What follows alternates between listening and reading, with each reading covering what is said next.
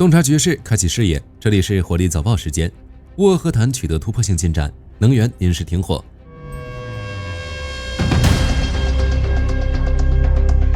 特朗普在白宫会见记者时透露，乌俄和谈取得重大进展，其中最为重要的一点就是就乌克兰能源基础设施临时停火达成共识。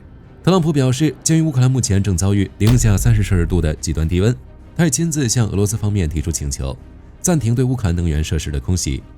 据美方通报，俄方已同意从1月29日起实施为期1周的能源停火。泽连斯基也确定了这件事。有消息称，该暂停措施可能是双边的。作为对等措施，乌克兰也将在此期间停止针对俄罗斯能源设施的打击。对于乌克兰来说，这的确是一个好消息。乌克兰气象部门预警显示，乌克兰将在1月底至2月初出现一股强烈寒。2月1日至3日，除了外卡尔巴阡和南部地区外，大多数地区的夜间气温将降至-20至27度。某些地方气温可降至-30°C。在极寒天气下，能源供应不仅是经济问题，更是数百万民众的生存基础。此前，俄罗斯利用低温多次袭击首都的能源基础设施，导致基辅能源部门进入紧急状态，城市电力状况被评为危急状态。由于能源设施受损，不仅电力供应出现问题，供暖也出现了问题，尤其是特罗伊什奇纳，甚至出现了连续几天没有供暖的情况。在这种情况下，任何对能源行业的新打击都可能对数百万人造成严重后果。这一次的能源停火不仅可以保证基辅抢修基础设施，也为阿布扎比谈判营造了必要的缓和氛围。不过，协议是否能得到真正履行，未来几天的前线实际情况将是唯一的眼界史。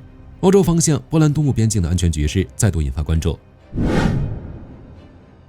波兰军方通报，探测到来自白俄罗斯方向的不明气球进入波兰领空，导致波德拉谢地区部分民航交通一度受限。波兰作战指挥部表示，雷达系统持续追踪了这些目标的飞行轨迹。经评估，虽然这些物体被识别为走私气球，未构成直接军事威胁，但其频繁出现符合地区混合战争的典型特征。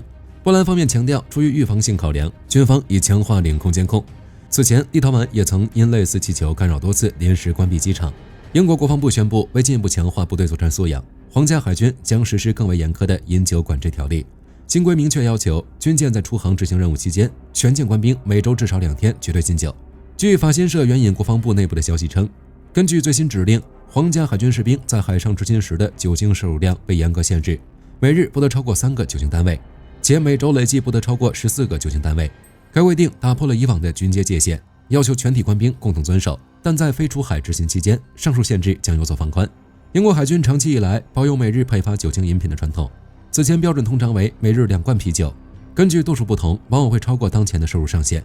禁酒的目的就是确保人员始终处于最佳作战状态，这不仅是维持现代军事作战能力的必然要求，也标志着皇家海军在管理标准上全面对标民用海事的高规格准则。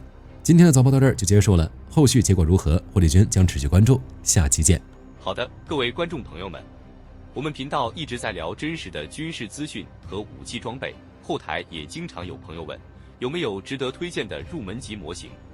今天就和大家分享一款近期接触到的产品。首先，它的外形还原度做得相当不错，比例准确，武器上的一些关键细节和标识也都有体现，材质也说得过去，拿在手上有不错的分量感。其次，它具备一定的可动性，对于理解基础操作原理有一定帮助，让它不仅是个静态摆件。综合它的做工和可玩性来看，价格确实比较亲民。对于想入门模型收藏，或者单纯想在桌上贴一个摆件的朋友来说，是一个性价比很高的选择。商品链接已经给你们上了，感兴趣的朋友可以自行了解。